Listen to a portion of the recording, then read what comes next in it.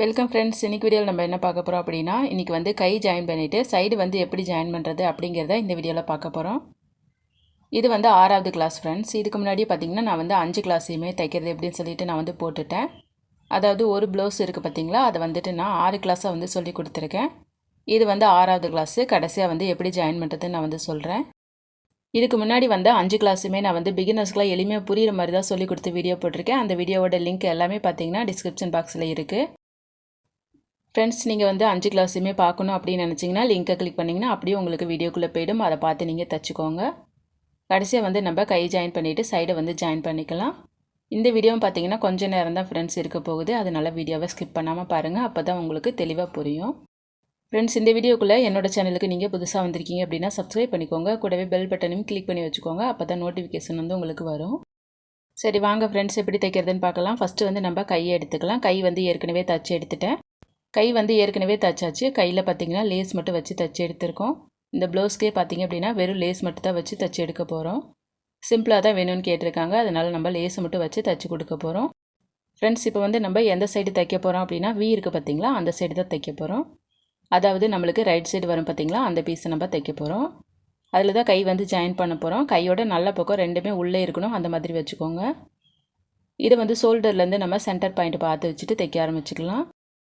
Friends, எப்போதுமே நம்ம கை join பண்ணுறப்ப பார்த்திங்கன்னா சென்டர் பாயிண்ட்லேருந்து தான் நம்ம ஜாயின் பண்ணணும். கடைசியிலேருந்து ஜாயின் பண்ணிக்கிட்டோம் அப்படின்னா சென்டர் வந்து நம்மளுக்கு மாறி வந்துடும். அதாவது கையோட நடுப்பகுதி மாறி வந்துருச்சு அப்படின்னா நம்மளுக்கு ப்ளவுஸ் வந்து நல்லா இருக்காது இல்லையா.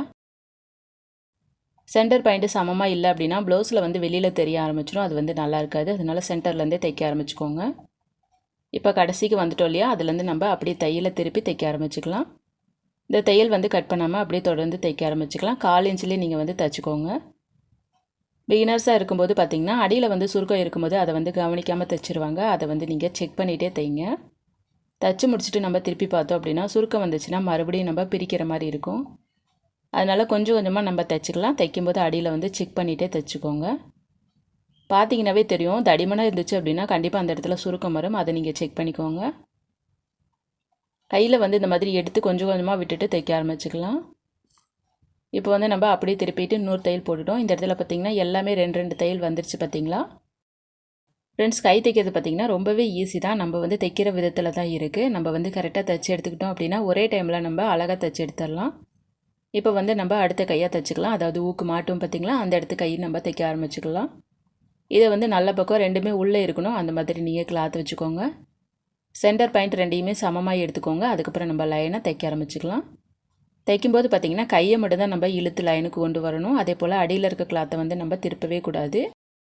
ஃப்ரெண்ட்ஸ், எப்போதுமே ஒருத்தவங்க புரிகிற மாதிரி சொல்லி கொடுத்தாங்கன்னா அவங்க வீடியோக்குள்ளே இருக்க டைமை நீங்கள் பார்க்கவே பார்க்காதீங்க. டைமை பார்க்காம நீங்கள் வந்து தைச்சி பழகிக்கோங்க. நான் வந்து எதுக்காக சொல்கிறேன் அப்படின்னா, இப்போ டைமிங்கை பார்த்து நிறைய பேர் சொன்னாங்க அப்படின்னா அதில் வந்து நிறைய விஷயங்கள் சொல்ல முடியாது. ஃப்ரெண்ட்ஸ், இப்போ வந்து நானுமே அப்படி தான் 5 நிமிஷத்துக்குள்ள ஒரு வீடியோ போடணும் அப்படின்னா கண்டிப்பாக வந்து அதுக்குள்ளே நிறைய விஷயங்கள் சொல்ல முடியாது இல்லையா. அதனால் நீங்கள் வந்து எப்போதுமே டைமிங்கை பார்க்காதீங்க. ப்ளவுஸுக்குள்ளே இருக்கக்கூடிய அர்த்தத்தை மட்டும் பார்த்துக்கோங்க. அதை பார்த்து நீங்கள் கற்றுக்கிட்டிங்கன்னா மட்டும்தான் நீங்கள் வந்து அழகாக ப்ளவுஸ் தைச்சி எடுக்க முடியும். அது மட்டும் இல்லாமல் இப்போ வந்து நீங்கள் ஒரு ப்ளவுஸ் தைச்சிட்டிங்க, உங்களுக்கு வந்து நல்லா இருக்குது அப்படின்னா தொடர்ந்து வந்து ஒரு 2-3 ப்ளவுஸ் அதே போல் நீங்கள் வந்து தைச்சிக்கோங்க. இந்த மாதிரி தைச்சி வந்து ப்ராக்டிஸ் பண்ணிங்கன்னா மட்டும்தான் உங்களுக்கு வந்துட்டு எப்போதுமே அந்த இது ஞாபகம் இருக்கும். பிகினர்ஸாக இருக்கும்போது ப்ளவுஸ் தான் எடுத்து தைக்கணும்லாம் இல்லை. உங்கள்கிட்ட லைனிங் கிளாத் இருந்துச்சுன்னா கூட அதை கூட நீங்கள் தைச்சி ப்ராக்டிஸ் பண்ணிக்கோங்க. நீங்கள் லைனிங் கிளாத்தில் கூட தைச்சி ப்ராக்டிஸ் பண்ணிக்கிட்டிங்கன்னா அதுக்கப்புறம் மெயின் கிளாத்தில் தைச்சிக்கலாம். ஃப்ரெண்ட்ஸ், நான் வந்து சொல்லிக் கொடுத்தது உங்களுக்கு தெளிவாக புரிஞ்சிருக்குன்னு நினைக்கிறேன். இப்போ நம்ம 2 கையுமே ஜாயின் பண்ணி எடுத்துக்கிட்டோம். அடுத்ததான் நம்ம என்ன பண்ண போகிறோம் அப்படின்னா சைடு வந்து தைக்க போகிறோம். மெயினாக பார்த்திங்கன்னா பிகினர்ஸ்லாம் ரொம்ப குழப்பறதே சைடு வந்து ஜாயின் பண்ணுறது தான். பிகினர்ஸாக இருக்கவங்களுக்காகவே புரியணும் அப்படிங்கிறதுக்காக நான் வந்து எளிமையான மெத்தடில் வந்து தைக்கிறது எப்படின்னு சொல்லிட்டு சொல்லி கொடுத்துருக்கேன். இதை அப்படியே நீங்கள் வந்து ஃபாலோ பண்ணிக்கோங்க. சரி, ஓகே, தைக்கலாம். நம்ம இப்போ என்ன பண்ண போகிறோம் அப்படின்னா 2 சைடு இடுப்பு இருக்குது பார்த்திங்களா, அதை வந்துட்டு நல்ல பக்கம் உள்ளே இருக்க மாதிரி எடுத்துக்கோங்க. எல்லாமே நம்மளுக்கு நேராக இருக்கணும், அந்த மாதிரி பிடிச்சிக்கோங்க. இதில் வந்து அப் அண்ட் டவுன் இருக்கக்கூடாது. நீங்கள் அதை முதல்ல செக் பண்ணிக்கோங்க. நான் தைக்கிறதுல பார்த்திங்கன்னா எதுவுமே அப் அண்ட் டவுன் வந்து வராது. அதனால் நான் வந்து அப்படியே தைக்க ஆரம்பிச்சிட்றேன். உங்களுக்கு அப் அண்ட் டவுன் இருந்துச்சு அப்படின்னா அது எந்த இடத்துல உங்களுக்கு அப் அண்ட் டவுன் வருதுன்னு சொல்லிட்டு சரி பண்ணிடுங்க. இப்போ வந்து நம்ம என்ன பண்ணணும் அப்படின்னா 1 இன்ச் இருக்குது பாருங்கள், அந்த 1 இன்ச் கேப்பில் ஒரு தையல் போட்டுக்கலாம்.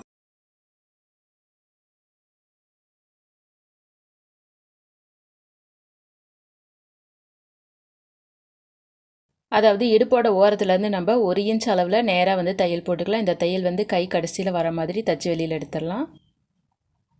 பார்த்திங்கன்னா தெரியும், எனக்கு வந்துட்டு எந்த கிளாத்துமே கூட குறைய இல்லை. என்னோடய மெத்தடை நீங்கள் அப்படியே ஃபாலோ பண்ணிங்கன்னா உங்களுக்கும் இந்த மாதிரி வரும். ஒரே ப்ளவுஸில் வருமானு சொல்லி கேட்டிங்கன்னா கண்டிப்பாக வராது. 2-3 ப்ளவுஸ் நீங்கள் தைச்சிட்டிங்க அப்படின்னா கண்டிப்பாக உங்களுக்கு வந்து நல்ல ரிசல்ட் கிடைக்கும். நீங்கள் ட்ரை பண்ணி பார்த்துட்டு கூட சொல்லுங்கள். ஒரு சைடு இப்போ நம்ம வந்து தைச்சிட்டோம் இல்லையா, அதே போல் இன்னொரு சைடும் நம்ம அதே அளவுக்கு தையல் போட்டுக்கலாம். நீங்கள் பிகினர்ஸாக இருக்கும்போது இந்த மாதிரிலாம் நீங்கள் தைச்சி பழகிட்டீங்கன்னா அதுக்கப்புறம் உங்களுக்கு வந்துட்டு எல்லா அளவுகளும் கரெக்டாக வந்துடும். இப்போ நம்ம 2 பக்கத்துக்கும் ஒரே மாதிரியான தையல் போட்டுட்டோம் இல்லையா, அடுத்ததை நம்ம 2 கையும் சேர்த்து எடுத்துகிட்டு கையோட அளவை மார்க் பண்ணிக்கலாம். அளவு ப்ளவுஸில் இருக்கக்கூடிய கையோட சுற்றளவை நம்ம இந்த ப்ளவுஸில் வந்து அப்படியே மார்க் பண்ணிக்கலாம். எனக்கு வந்துட்டு 7 இன்ச் வருது, நான் வந்து அதை அப்படியே மார்க் பண்ணிக்கிறேன். உங்களுக்கு எவ்வளோ வருதோ அதை நீங்கள் எடுத்து மார்க் பண்ணிக்கோங்க. இது வந்து ஒரு தையல் போட்டு முடிச்சோடனே நீங்கள் வந்து மார்க் பண்ணிடணும். அப்போ தான் நம்ம அடுத்தடுத்த தையல் போடுறதுக்கு ரொம்ப ஈஸியாக இருக்கும். இப்போ நம்ம ஏற்கனவே ஒரு தையல் போட்டிருக்கோம் இல்லையா, அதுக்கு பக்கத்தில் 1/4 இன்ச்சுக்கும் குட்டியாக வந்து ஒரு தையல் போட்டுக்கலாம். நீங்கள் எப்போதுமே தைக்கும்போது பெரிய தையல் மாற்றிக்கோங்க. நான் வந்து சொல்ல மறந்துட்டேன். பெரிய தையல் மாற்றிட்டு தைக்க ஆரம்பிச்சுக்கோங்க. உங்களுக்கு வந்துட்டு எல்லாம் கரெக்டாக இருந்துச்சு அப்படின்னா அதுக்கு மேலே சின்ன தையல் போட்டுக்கலாம். 2 தையல் போட்டு முடிச்சிட்டோம் இல்லையா, அடுத்ததாக 3ஆவது தையலும் அதே பக்கத்தில் இன்னொரு தையல் போட்டுக்கலாம். இப்போ நம்ம வந்து 3 தையல் போட்டுட்டோம். இந்த தையல் பார்த்திங்கன்னா கை மார்க் பண்ணியிருக்கல அந்த இடத்துல வந்துடுச்சு. உங்களுக்கு ஜூம் பண்ணி காட்டுறேன் பாருங்கள். மொத்தம் வந்து 3 தையல் போட்டிருக்கோம். இதில் வந்து நம்ம கையை மட்டும் தான் மார்க் பண்ணியிருக்கோம். இடுப்பு வந்து மார்க் பண்ணவே இல்லைல்ல, அப்படியே தான் நம்ம தைச்சிட்ருக்கோம். இப்போ பார்த்திங்கன்னா இந்த சைடு வந்து நம்ம ஒரு தையலை நிப்பாட்டியிருக்கோம்ல, அதுக்கு பக்கத்தில் நம்ம 2ஆவது தையல் போட்டுக்கலாம். ஃப்ரெண்ட்ஸ், இதுக்கு மேலே வீடியோவை ஸ்லோ பண்ணி காட்டணும் அப்படின்னா டைமிங் வந்து ரொம்ப அதிகமாயிரும். அதனால் நீங்கள் வந்து வீடியோவை நிறுத்தி வச்சு பார்த்துக்கோங்க.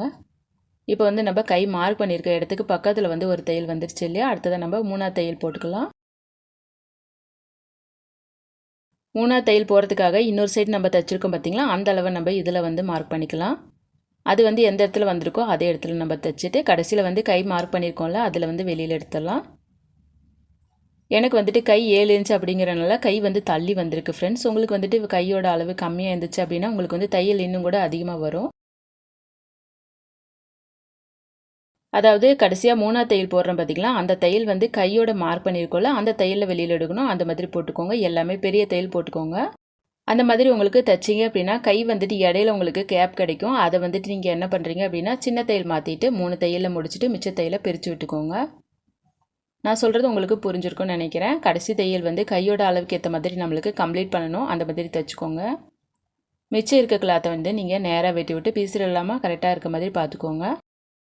நான் வந்து ஏன் சொல்கிறேன் அப்படின்னா எனக்கு வந்து தையல் எல்லாமே நேராக வந்துருச்சு ஃப்ரெண்ட்ஸ். அதனால் உங்களுக்கு எப்படின்னு தெளிவாக சொல்லிக் கொடுக்க முடியல. நான் தைக்கிறது தான் நான் வந்து உங்களுக்கு சொல்லிக் கொடுத்துருக்கேன். உங்களுக்கு ஏதாவது அப் அண்ட் டவுன் வந்துச்சு அப்படின்னா அதை வந்து நீங்கள் கமெண்ட் பாக்ஸில் சொல்லுங்கள். நான் வந்து அதுக்கு எப்படி தைக்கணுங்கிறத நான் வந்து சொல்கிறேன். ஃப்ரெண்ட்ஸ், இந்த கலர் கிளாத் வந்து நான் எதுக்காக கொடுக்குறேன் அப்படின்னா இந்த ப்ளவுஸ் இருக்குது பாருங்கள், அதாவது இந்த மெயின் கிளாத் இருக்குது பாருங்கள், அது வந்துட்டு கொஞ்சம் மரமரன்னு இருக்கக்கூடிய ப்ளவுஸு. இது வந்து அவங்க என்ன சொல்லியிருக்காங்க அப்படின்னா அவங்க வந்து போடும்போது அது வந்து குத்துற மாதிரி இருக்காம். இது வந்து வெயில் காலத்தில் அவங்களுக்கு போட முடியலையாம். அதனால் வந்து அதுக்கு ஏதாவது சரி பண்ண முடியுமா அப்படின்னு சொல்லி என்கிட்ட கேட்டிருந்தாங்க. அதனால் வந்து இந்த மாதிரி நான் வந்து பண்ணி கொடுத்துருக்கேன். இந்த மாதிரி கை கிட்டத்துலேயும் ஆம்கோல் கிட்டத்தில் இடுப்பு கிட்டத்துலையெல்லாம் இந்த மாதிரி பண்ணி கொடுத்தோம் அப்படின்னா அவங்களுக்கு வந்து அந்த இடத்துல குத்தாது. நிறைய கேர்ள்ஸுக்கு இருக்கக்கூடிய மெயினான ப்ராப்ளம் என்ன அப்படின்னா ப்ளவுஸ் போடுறது கூட பிரச்சனை இல்லை. ஆனால் அந்த ப்ளவுஸ் போடும்போது அவங்களுக்கு வந்துட்டு ஆம்கோல் எல்லாமே பயங்கரமாக வந்துட்டு குத்த ஆரம்பிச்சிரும். அதாவது அந்த கரை வந்துட்டு குத்த ஆரம்பிச்சிடும். அந்த கரைக்கெல்லாம் நம்ம இந்த மாதிரி பண்ணி கொடுத்துக்கிட்டோம் அப்படின்னா அவங்களுக்கு வந்து வெயில் காலத்தில் அந்த மாதிரி குத்தாது. அவங்க வந்து ஃப்ரீயாக ப்ளவுஸ் போட்டுப்பாங்க. நமக்கு கூட இந்த மாதிரி தைச்சி யூஸ் பண்ணிக்கலாம். ஃப்ரெண்ட்ஸ், இந்த மாதிரி ட்ரிக்கை வந்து நீங்களும் ஃபாலோ பண்ணி கஸ்டமருக்கு தைச்சி கொடுத்துக்கோங்க. அடுத்ததாக நம்ம என்ன பண்ண போகிறோம் அப்படின்னா நம்மளோட ப்ளவுஸ் அளவு எல்லாமே கரெக்டாக இருக்கான்னு ஒரு தடவை செக் பண்ணிக்கோங்க. எனக்கு வந்துட்டு அளவு எல்லாமே சரியாக வந்துடுச்சு. உங்களோட அளவு ப்ளவுஸில் இருக்கக்கூடிய அளவு வந்து தைச்சி முடிச்சதுக்கப்புறம் இருக்கணும். அதே போல் இருந்துச்சுன்னா மட்டும் நீங்கள் அப்படியே எடுத்துக்கோங்க. இல்லைன்னா நீங்கள் எக்ஸ்ட்ரா ஒரு தையல் போட்டு கம்ப்ளீட் பண்ணிக்கோங்க. எந்த இடத்துல லூஸாக இருக்கோ அந்த இடத்துல நீங்கள் தையல் போட்டு முடிச்சுக்கோங்க. அதாவது கையும் நம்மளுக்கு அளவு ப்ளவுஸில் இருக்க அளவு கரெக்டாக வரணும். இடுப்பும் அதே மாதிரி கரெக்டாக வரணும். அதே போல் அகலமும் கரெக்டாக வரணும். சரி, ஓகே ஃப்ரெண்ட்ஸ், நீங்களும் அதே போல் தைச்சி எடுத்துருப்பீங்கன்னு நினைக்கிறேன். இப்போ வந்து நம்ம தைச்சதை பரட்டி எடுத்துக்கலாம். பாருங்கள், நம்ம வந்து ஒரு தடவை செக் பண்ணி பார்த்துக்கலாம். கையில் ஏதாவது சுருக்கம் இருக்கா, நம்ம ஏதாவது சுருக்கம் வர மாதிரி தைச்சிருக்கோமா அப்படின்னு சொல்லிட்டு செக் பண்ணி பார்த்துக்கலாம். நீங்கள் வந்து ஆரம்பத்துலேருந்தே ஒன்றா சுருக்கம் இல்லாமல் பார்த்து தைச்சிட்டே வந்தீங்கன்னா தான் கடைசியில் உங்களுக்கு வந்துட்டு அழகாக கிடைக்கும். கடைசியில் வந்து இந்த மாதிரி கைக்கிட்ட சுருக்கம் வந்துச்சு அப்படின்னா இனிமேல் ஒன்றுமே பண்ண முடியாது இல்லையா. அதனால் நீங்கள் ஆரம்பத்துலேருந்தே பார்த்து தைச்சிக்கோங்க. ஏன்னா கையில் வந்து சுருக்கம் இருந்துச்சு அப்படின்னா அவங்களுக்கு வந்துட்டு ப்ளவுஸில் வெளியில் தெரியும். அது வந்துட்டு கண்டிப்பாக அவங்களுக்கு பிடிக்காது. நான் தைச்சிருக்க ப்ளவுஸ் எப்படி வந்திருக்குன்னு சொல்லிட்டு கமெண்ட் பாக்ஸில் சொல்லுங்கள். இதில் வந்து எந்த அப் அண்ட் டவுனுமே வரவே கிடையாது. நான் வந்துட்டு கரெக்டாக தைச்சி எடுத்துக்கிட்டேன். நீங்களும் இதே போல் அழகான ப்ளவுஸ் தைச்சி எடுத்துருப்பீங்கன்னு நினைக்கிறேன். நான் சொல்லி கொடுத்தது உங்களுக்கு புரிஞ்சிச்சா இல்லையான்னு சொல்லிட்டு கமெண்ட் பாக்ஸில் சொல்லுங்கள். அப்போ தான் இந்த வீடியோ பார்க்குறவங்களுக்கும் அது வந்து ரொம்ப யூஸ்ஃபுல்லாக இருக்கும். உங்களுக்கு ஏதாவது சந்தேகம் இருந்துச்சு அப்படின்னா கமெண்ட் பாக்ஸில் கேளுங்க. நீங்கள் வந்து கமெண்ட்டில் கேட்கும்போது எனக்கு தெளிவாக புரிகிற மாதிரி கேளுங்க. அப்போ தான் நான் வந்து படித்து பார்த்துட்டு உங்களுக்கு ரிப்ளை பண்ணுறதுக்கு ஈஸியாக இருக்கும். இந்த ப்ளவுஸ் தைக்கக்கூடிய 6 கிளாஸையுமே நீங்கள் ஃபுல்லாக பார்த்துட்டிங்கன்னா கண்டிப்பாக உங்களுக்கு வந்து ரிசல்ட் நல்லா அழகாக கிடச்சிரும். நீங்கள் ட்ரை பண்ணி பார்த்துட்டு எப்படி இருக்குன்னு சொல்லிட்டு மறக்காமல் சொல்லுங்கள். இதே மாதிரியான வீடியோஸ் உங்களுக்கு தொடர்ந்து வேணும் அப்படின்னா சப்ஸ்கிரைப் பண்ணிக்கோங்க. சப்ஸ்கிரைப் பண்ணிவிட்டு கூடவே பெல் பட்டனையும் மறக்காமல் கிளிக் பண்ணி வச்சுக்கோங்க. அப்போ தான் நோட்டிஃபிகேஷன் வந்து உங்களுக்கு வரும். நான் சொல்லிக் கொடுக்கக்கூடிய கிளாஸ் அனைத்தையுமே நீங்கள் வந்து தொடர்ந்து பார்த்துட்டே வந்தீங்கன்னா உங்கள்கிட்ட வந்து நல்ல இம்ப்ரூவ்மெண்ட் கிடைக்கும். நீங்களும் வந்துட்டு அழகாக ப்ளவுஸ் வந்துட்டு கரெக்டான அளவில் தைச்சு எடுத்துக்கலாம். இந்த வீடியோ பிடிச்சிருந்தா லைக் பண்ணிடுங்க. உங்களோட ஃப்ரெண்ட்ஸ்க்கும் ஷேர் பண்ணி விடுங்க. நெக்ஸ்ட் வீடியோவில் பார்க்கலாம் ஃப்ரெண்ட்ஸ்.